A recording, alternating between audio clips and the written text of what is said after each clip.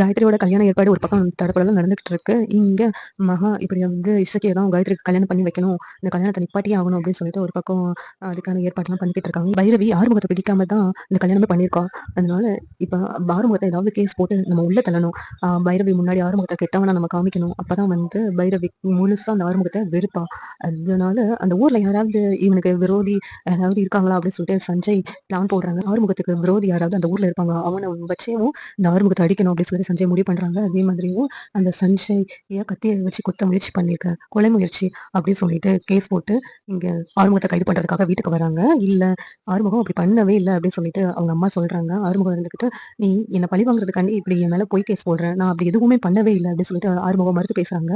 "இல்ல எனக்கு அதுக்கான ஆதாரம்லாம் என்கிட்ட இருக்குது. நீ இப்ப ஸ்டேஷனுக்கு வரியா? இல்லாட்டி உன்ன அடிச்சு கூட்டு போகவா?" அப்படின்னு சொல்லிட்டு சஞ்சய் ரொம்ப பேசுறாங்க. இந்த நேரத்துல பைரவி, "ஆறுமுகம் அப்படியெல்லாம் பண்ற ஆளே கிடையாது சஞ்சய்" அப்படிங்கிறாங்க.